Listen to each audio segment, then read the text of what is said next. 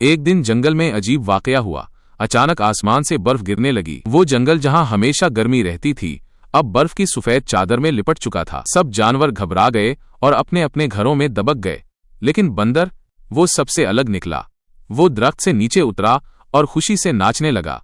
वाह, ये क्या मजे की चीज है, ये तो नरम रोई जैसी है। बंदर ने बर्फ उठाकर अपने ऊपर डालना शुरू की। वो खेलने लगा, लोटपोट हुआ और फिर उसके दिमाग में एक शानदार ख्याल आया, क्यों ना मैं बर्फ से अपना एक नया घर बना लूं। बंदर ने दरख्त के साए तले जगह मुंतखब की। पहले बर्फ के ब्लॉक्स बनाए, फिर एक एक करके दीवारें बनाए, दरवाजा, खिड़कियां, छत, सब कुछ बर्फ का। उसने बर्फ का बिस्तर बनाया, बर्फ की कुर्सी रखी और यहां तक कि बर्फ का रेफ्रिजरेटर भी बना लिया जिसमें वो मूंगफलियां रखता था।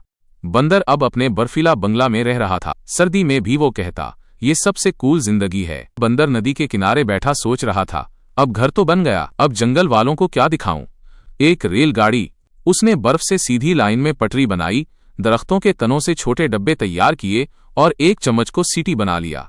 बंदर अब बर्फ रेल का कंडक्टर बन गया था। रेल में गुलहरी, खरगोश, लोमड़ी और यहाँ तक के हाथी के बच्चे ने भी सवारी की।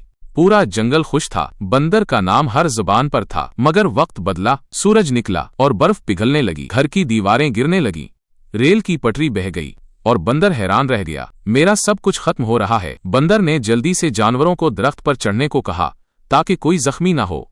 सब जानवर बच गए, मगर बंदर का ख्वाब टूट चुका था। शाम को बंदर टूटे हुए बर्फ के घर के पास बैठा, उदास था।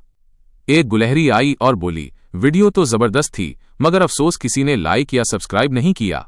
बंदर ने आसमान की तरफ देखा और आहिस्ता से कहा, आखिर में बंदर भी रो रहा था और इसकी बर्फ की रेल भी, क्योंकि किसी ने लाइक और सब्सक्राइब नहीं किया था।